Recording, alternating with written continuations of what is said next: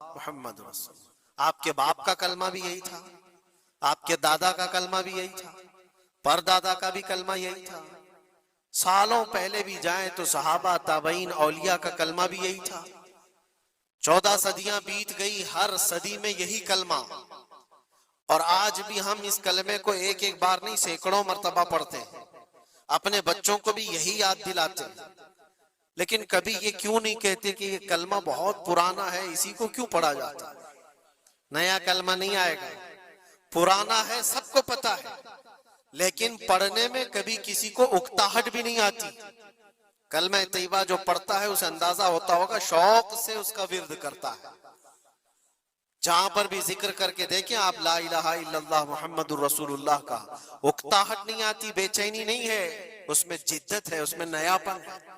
یہ کلمہ ہر صدی کا ہے، ہر زمانے کا ہے۔ تو 14 صدیوں سے جب کلمہ پرانا نہیں ہوا تو پھر وہ بات ہمیں یاد آتی، حسین اعظم ہے کون جس کو اس شعر سے سمجھا گیا ہے، سر داد نہ داد دست در دست یزید، حقا کے بنائے لا الہ است حسین۔ سر دے دیا ہاتھ نہ دیا یزید کے ہاتھ میں، اور حق تو یہ ہے کہ لا الہ کی جڑ کا نام حسین ہے۔ تو لا الہ کی جڑ کا نام، لا الہ کی بنیاد کا نام حسین ہے۔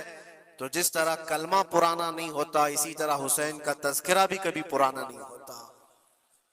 عزیزان گرامی، محرم الحرام یہ حرمت والے 4 مہینوں میں سے ایک ہے۔ سال کے 12 مہینوں میں اللہ تعالیٰ نے قرآن پاک میں فرمایا 4 مہینے حرمت والے ہیں، رجب، اور پھر یہ ذی القعدہ، ذی الحجہ اور محرم، یہ 4 مہینے حرمت والے ہیں۔ اس میں جنگ و جدال، قتل و قتال سب حرام ہے۔ صرف آپس کی بات نہیں کر رہا میں، کسی دوسرے کے ساتھ بھی جو جنگیں ہوتی تھی اس وقت یہ سب حرام ہو جاتی، سب تلواریں نیچے رکھ لیے جاتے حرمت والے مہینوں۔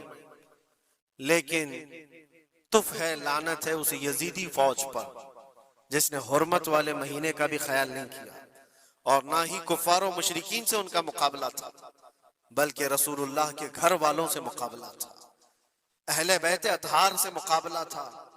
حرمت والے مہینوں کی دھجیاں اڑا دی گئی، کربلا کے اس میدان کو پورا لالا زار کر دیا، اس طرح خون ریز کر دیا گیا، ہر جگہ اہل بیت کے ٹکڑے نظر آتے تھے۔ وہ ایک عظیم سانحہ ہے، ایک عظیم حادثہ ہے جس کو رہتی دنیا تک بھلایا نہیں جا سکتا۔ آج میں تھوڑی باتیں عرض کر کے آپ کے سامنے یہ بات رکھوں گا۔ اللہ کے نبی صلی اللہ تعالیٰ علیہ وسلم نے اس حرمت والے مہینے کی فضیلت بھی بیان فرمائی، اور اس محرم میں حضرت حفصہ رضی اللہ تعالیٰ عنہ جو حضور کی زوجہ ہیں، وہ فرماتی ہیں رسول پاک صلی اللہ تعالیٰ علیہ وسلم 4 عمل زندگی میں کبھی ترک نہیں کرتے تھے، چھوڑتے نہیں تھے۔ وہ کیا ہیں؟ تو آپ فرماتی ہیں ان میں سے ایک عاشورہ کا روزہ حضور کبھی نہیں چھوڑتے تھے۔ عاشورہ کا روزہ رسول پاک صلی اللہ تعالیٰ علیہ وسلم کبھی ترک نہیں فرماتے، اس کی بڑی فضیلت ہے۔ یہ عاشورہ کیا ہے؟ 10ویں محرم کے دن کو عاشورہ کہا جاتا ہے، بڑا تاریخی دن ہے، اور بلکہ اللہ کے نبی صلی اللہ علیہ وسلم نے یہ بھی فرمایا قیامت بھی اسی دن کو آنے والی ہے۔ 10 محرم الحرام ہوگی اور جمعہ کا دن ہی ہوگا جس دن سور پھونکا جائے گا اور پوری دنیا فنا کر دی جائے گی اور قیامت کا منظر قائم ہو جائے گا۔ عاشورہ کا دن آتا ہے تو اے مومنوں سب کے سب اللہ کی بارگاہ میں دوڑ آ جاؤ، عبادت کے لیے لگ جاؤ، اور اس دن یہ یاد کرنا چاہیے کہ یہی وہ دن ہوگا جب ہمیں بارگاہ رب العزت میں کھڑا کیا جائے گا۔ اولین سے لے کر آخرین تک جتنے بھی پیدا ہوئے اس روئے زمین پر سب کو اٹھایا جائے گا، حساب و کتاب ہوگا، اور وہ 50,000 سال کے برابر کا ایک دن ہوگا۔ اس دن کو یاد کر کے عاشورہ کا اہتمام کرنا ضروری ہے۔ عاشورہ میں تو ویسی یادگاریں بہت ہیں۔ آدم علیہ السلام کے متعلق ان کی توبہ اسی دن قبول ہوئی۔ نوح علیہ السلام کی قوم پر جو عذاب آیا تھا طوفان کا، وہ طوفان نوح سے کشتی کو جو نجات ملی نوح علیہ السلام کی، وہ بھی عاشورہ کا دن تھا۔ سیدنا یونس علیہ السلام کو مچھلی کے پیٹ سے باہر نکالا گیا، وہ بھی عاشورہ کا دن تھا۔ موسیٰ علیہ السلام کو فرعون سے نجات دی گئی، فرعون غرق ہو گیا، پانی میں ڈبو دیا گیا، وہ بھی عاشورہ کا دن تھا۔ بہت ساری اس طرح کی تاریخی چیزیں عاشورہ کے دن، لیکن یہ ساری تاریخوں پر ایک تاریخ غالب آ جاتی ہے، وہ رسول اللہ کے نواسے کی قربانی کا دن، اس لیے کہ وہ پوری امت کو ہلا دینے والا حادثہ ہے۔ نبی آخر الزمان صلی اللہ تعالی علیہ وسلم نے اپنے اس لخت جگر کو، اپنے اس نور نظر کو، جس کے لیے اپنے سجدے لمبے کر دیا کرتے تھے، جانتے ہیں آپ حضور پاک صلی اللہ علیہ وسلم کے ایک بیٹے تھے حضرت ابراہیم، اور یہ اسی زمانے کے ہیں جب حضرت امام حسین بھی پیدا ہوئے تھے، اور حضور کی گود میں آپ کے اپنے بیٹے بھی تھے۔ حضور صلی اللہ تعالی علیہ وسلم کے وہ ایک ہی بیٹے ہیں جو 6 مہینے تک زندہ رہے۔ حضور صلی اللہ علیہ وسلم اپنی گود میں بٹھا کر انہیں پیار کر رہے تھے، اور امام حسین کو بھی گود میں رکھے ہوئے تھے، ایک طرف نواسا ہے اور ایک طرف بیٹا ہے۔ جبرائیل امین نے آ کر کے عرض کیا اللہ کے نبی صلی اللہ علیہ وسلم سے، کہا رب تبارک و تعالیٰ کی منشا یہ ہے کہ ان دونوں میں سے آپ کسی ایک ہی کو رکھ سکتے ہیں۔ اللہ کے نبی صلی اللہ علیہ وسلم نے امام حسین پر اپنے بیٹے کو قربان کر دیا۔ کہا ہے جبرائیل حسین کو رہنے دو، اس لیے کہ یہ میری آنکھوں کا بھی نور ہے اور فاطمہ کی آنکھوں کا بھی نور ہے۔ پھر چندی دن کے بعد حضرت ابراہیم کا انتقال ہو گیا۔ آپ اندازہ کریں جس حسین اعظم کے لیے رسول پاک صلی اللہ علیہ وسلم نے اپنے بیٹے کو قربان کیا، اور مدینے کی گلیوں میں جس کو اپنے کندھوں پر اٹھا کر سوار کرتے تھے، امام حسین حضور کے صلی اللہ تعالی علیہ وسلم کے کندھوں پر سواری کیا کرتے تھے۔ دوش نبوت جن کی سواری ہو، اندازہ کر سکتا ہے کوئی؟ اس حسین اعظم کے چرچے مدینہ طیبہ میں بچپن میں ہی عام تھے۔ صحابہ اکرام رضوان اللہ تعالی علیہ مجمعین دیکھتے تھے، کبھی حضور صلی اللہ تعالی علیہ وسلم مسجد نبوی تشریف لاتے تو یہ دونوں شہزادے حضور کے جبے پر لٹکے ہوئے آتے تھے۔ کبھی حضور ممبر پر کھڑے ہیں تو ایک شہزادہ حضور کے ایک قدم کو پکڑا ہے، دوسرا دوسرے قدم کو پکڑا ہوا ہے۔ یہ تو ان کی پرورش تھی جو بچپنے کی تھی۔ صحابہ ان کی اس بچپنے پر رشک کیا کرتے تھے، اور صحابہ اکرام رضوان اللہ تعالی علیہ مجمعین ادب حد درجے کا کرتے تھے۔ آپ کو میں بتاؤں، ادب تو ایسا تھا اہل بیت اطہار کا۔ امام حسین کی عمر چھوٹی سی تھی، امام حسین، اور ایک زمانہ ایسا تھا جب حضور پاک صلی اللہ علیہ وسلم کے وصال کے بعد حضرت ابو بکر کا زمانہ آیا، 2.5 سال آپ نے خلافت کی۔ پھر اس کے بعد حضرت عمر کا دور خلافت شروع ہوا، اور حضرت عمر کے دور خلافت کو کون نہیں جانتا؟ ایسے روب و دبدبے والا خلیفہ کہ لوگ ان کی ہیبت سے کانپتے تھے، قیصر و کسریٰ کانپ رہے ہوتے تھے، بڑی بڑی فوجیں تھراتی تھی اس نام سے، حضرت عمر کے نام سے۔ ان کے دور خلافت میں ایک بار ایسا ہوا تھا کہ حضرت عمر کے بیٹے ہیں عبداللہ، اور ان کا اور حضرت امام حسین کا بچپن میں کچھ جھگڑا ہو گیا۔ چھوٹی عمر تھی، امام حسین کی بھی عمر چھوٹی تھی، عبداللہ کی عمر بھی چھوٹی تھی، دونوں تکرار کرتے رہے، کچھ نہ کچھ بات چیت ہوئی ہوگی۔ تو حضرت حسین نے حضرت عبداللہ کو غصے میں یوں کہا، تو کیا مجھ سے بحث کرتا ہے؟ تیرا باپ تو میرے نانا کا غلام تھا، خلیفہ وقت ہیں وہ، اور ان کو اس طرح سے کہا تیرا باپ آج جو خلیفہ ہے وہ میرے نانا کا غلام تھا۔ حضرت عبداللہ کو یہ بات لگی، کہا میں یہ شکایت امیر المومنین سے کروں گا۔ وہ دوڑ کر کے آئے، خلیفہ وقت ہے جس کے سامنے کھڑے ہونے کے لیے اچھے کانپ جاتے تھے۔ بیٹے نے آ کر کے کہا حضرت عمر فاروق سے کہ ابا آج میری حسین سے تکرار ہوئی، اور جھگڑے میں انہوں نے مجھے یوں تانا مارا کہ تیرا باپ میرے نانا کا غلام تھا۔ حضرت عمر اتر آئے کرسی سے اور کہا کیا حسین نے ایسا کہا؟ کہا بالکل ایسا ہی کہا۔ تو حضرت عبداللہ کہتے ہیں ابا کا جلال دیکھ کر کے میں سمجھ گیا کہ حسین کو سزا ملے گی۔ کہا جاؤ حسین کو بلا لاؤ، حسین کو بلا لاؤ، انہوں نے یہ کہا ہے میں سننا چاہتا ہوں۔ حضرت عبداللہ دوڑے ہوئے گئے، چند اور لوگ بھی ساتھ میں آ گئے کہ حسین کی پیشی ہو گئی ہے خلیفہ وقت کے دربار میں، امیر المومنین عمر بن خطاب نے طلب کیا ہے۔ حضرت حسین آئے، اور وہ شہزادے کے اندر جو روب و دبدبہ ہے، جلال ہے، جمال ہے، وہ بچپنے سے قائم ہے۔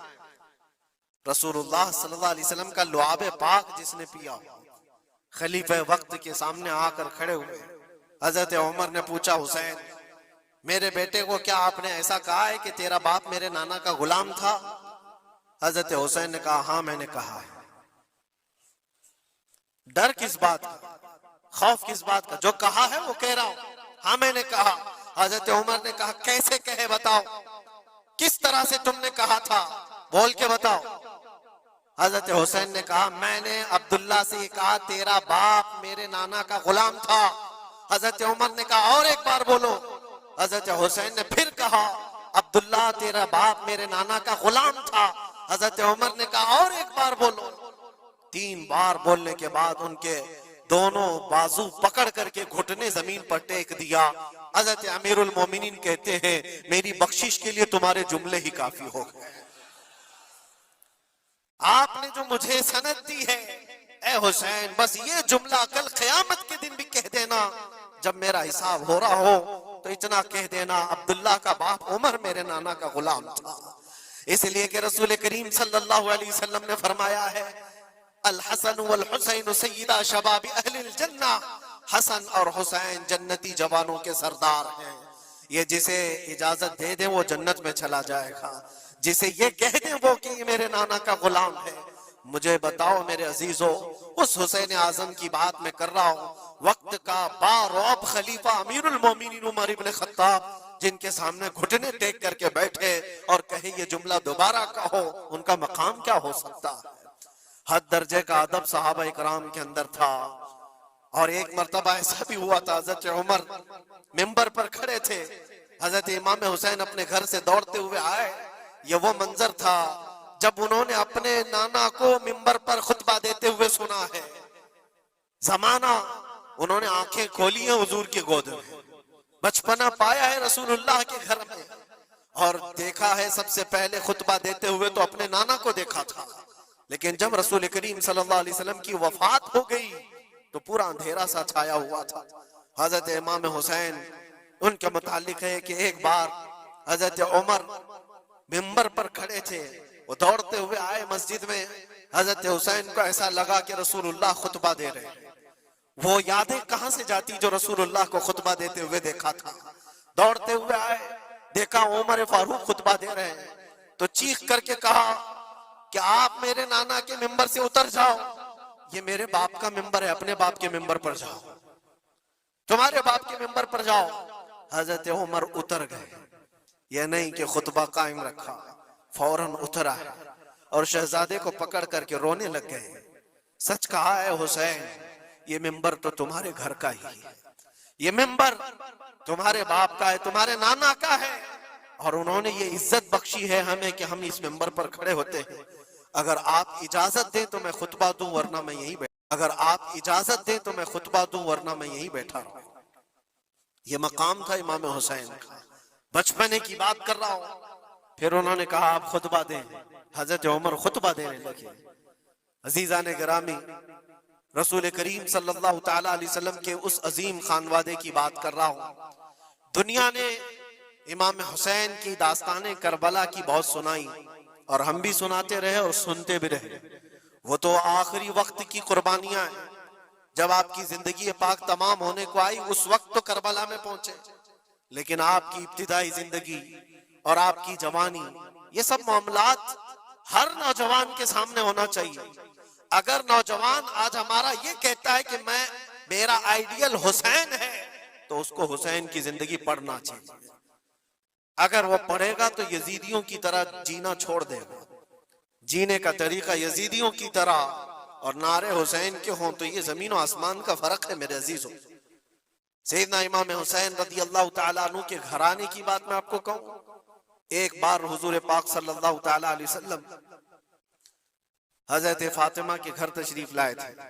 یہ کون سا وقت تھا میں آپ کو بتاؤں، بچے دونوں بیمار تھے، امام حسن اور امام حسین۔ تو حضرت فاطمہ نے منت کر لی تھی کہ اگر یہ بچے صحت یاب ہو جائیں تو 3 روزے رکھیں گے۔ حضرت علی نے بھی منت کر لی، تو اس کے بعد بچے صحت یاب ہو گئے تو روزے رکھے. حضرت علی رضی اللہ تعالیٰ عنہ داماد رسول، اسد اللہ الغالب، شیر خدا جن کو کہتے ہیں، فاتح خیبر شکن اور فاتح خیبر، سیدنا علی ابن ابی طالب رضی اللہ تعالیٰ عنہ ایک کھجوروں کے باغیچے میں کام کیا کرتے تھے اور مزدوری میں صرف 2 درہم آپ کو ملتے تھے. وہ 2 درہم ایسے کہ اس سے مدینے میں اتنا آٹا ملتا تھا جس سے 5 روٹیاں بن سکتی تھی. یہ دن کی مزدوری تھی ان کی. دن بھر کام کر کے آتے، روزہ رکھ کر کے گئے تھے، کام کر کے 2 درہم مزدوری میں لے آئے اور اس کے بعد آٹا خرید کر لائے اور کہا فاطمہ روٹیاں بنا لو. 5 لوگ تھے گھر میں، حضرت فاطمہ، حضرت علی اور آپ کی ایک کنیز فضہ اور حضرت حسن اور حسین رضی اللہ تعالیٰ عنہ. 5 روٹیاں بنی تھی اور شام میں افطار کے لیے بیٹھے تھے تو عین افطار کے وقت ایک مسکین دروازے پر آتا ہے. وہ کہتا ہے یہ اہل بیت کا گھرانہ ہے، میں بہت بھوکا ہوں، کیا مجھے کچھ کھلایا جا سکتا ہے؟ حضرت فاطمہ نے 5 روٹیاں اٹھا کر اس کی جھولی میں ڈال دی، ایک بھی نہیں رکھا، اور پانی پی کر افطار کر لیا. کیا یہ کر سکتا ہے ہم میں سے کوئی؟ افطاری کے وقت ہمارے سامنے رکھا ہوا سامان ادھر سے ادھر ہونے نہیں دیتے. کوئی تمہارا شربت تھوڑا سا اٹھا لے تو دیکھو پارا کتنا چڑھ جاتا ہے. افطاری کے وقت تو سب کو بھوک شدت کی لگی رہتی ہے، اور اس وقت گھر میں جو موجود ہے وہ اٹھا کے دے دینا. مسکین تو لے کر چلا گیا اور یہ پانی سے افطار کر کے رہ گئے. رات کو اسی پانی سے سحری بھی، دوسرا روزہ تھا. حضرت علی مزدوری پر گئے، پھر وہی مزدوری اور آٹا لائے، 5 روٹیاں بنی اور افطار میں بیٹھے تھے کہ ایک یتیم بچہ آ گیا جس کے ماں باپ نہیں تھے. اس نے آواز لگانی شروع کی کہ میرا کوئی نہیں ہے، میرا آسرا نہیں ہے، میرا باپ نہیں ہے، میں یتیم ہوں، کیا مجھے اس گھر سے کھلایا جا سکتا ہے؟ آج حضرت فاطمہ نے وہ 5 روٹیاں اٹھائی، اس کی جھولی میں ڈال دی، کہا صبر کر لو، ہم پانی پی لیں گے. پانی پی کر دوسرا دن افطار کر لیا انہوں نے، اور اس دن اسی طرح سے سحری کیے. اور تیسرا روزہ تھا. کون رکھ سکتا ہے میرے عزیزوں؟ ایک روزہ ہی لوگوں کے لیے کتنا بھاری ہوتا ہے. تیسرا روزہ تھا بغیر کسی چیز کے کھائے ہوئے، اور تیسرے روزے کے بعد پھر مزدوری کی حضرت علی نے، پھر اتنی مزدوری سے آٹا خرید لائے، 5 روٹیاں بنی. اور آج ان کے کھانے کا وقت تھا، افطاری کرنے ہی والے تھے. جیل سے چھوٹا ہوا ایک قیدی ان کے گھر کے پاس آیا. قیدی تھا جو برسوں سے جیل کی سزا کاٹ رہا تھا. اچانک آیا اور کہا میں بہت بھوکا ہوں، میرے پاس کوئی اسباب نہیں، کھانے پینے کا کوئی سامان نہیں، اور میں نے اس گھرانے کی بڑی تعریف سنی ہے، یہ اہل بیت کا گھرانہ ہے، کیا مجھے کھلایا جا سکتا ہے؟ یقیناً وہ لجپال گھرانہ ہے، وہ سخی گھرانہ ہے. آج بھی 5 روٹیاں اٹھائی اور ڈال دی، اور حالت یہ ہو گئی تھی کہ سب کا پیٹ سے لگ گیا تھا اور آواز نہیں نکل رہی تھی کسی کی. تیسرا دن گزرا تھا اور اس وقت سب حسنین کریمین طاق میں دبکے ہوئے اندر بیٹھے ہوئے تھے. حضرت علی جھکے ہوئے تھے، حضرت فاطمہ بھی وہ سجدے میں تھی.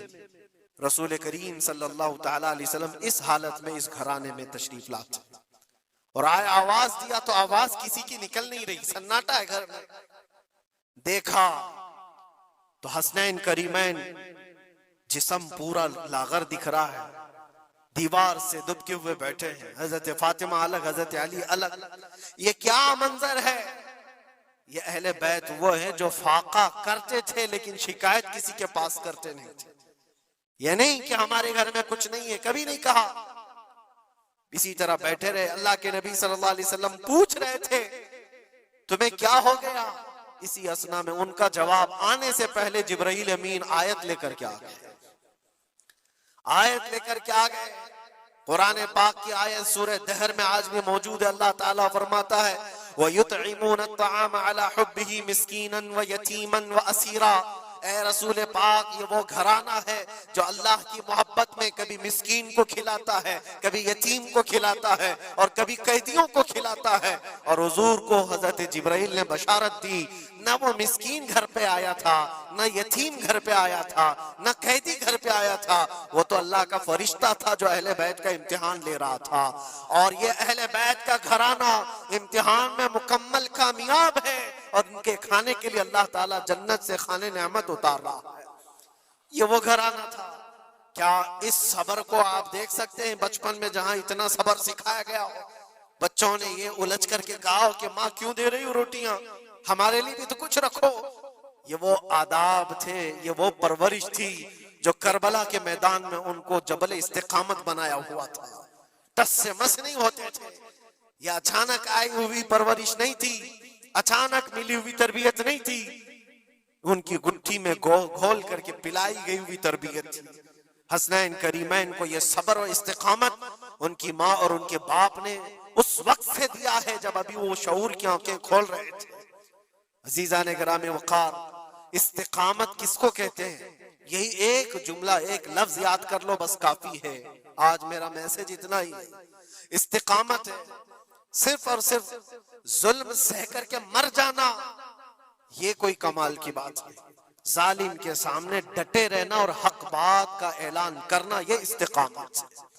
اور یہ ساری کرامتوں سے بڑھ کر کے ہے۔ ساری کرامتیں، جو بھی ولی کرامت دکھاتا ہے وہ نبوت کا پرتو ہوتا ہے، معجزے کا پرتو ہوتا ہے۔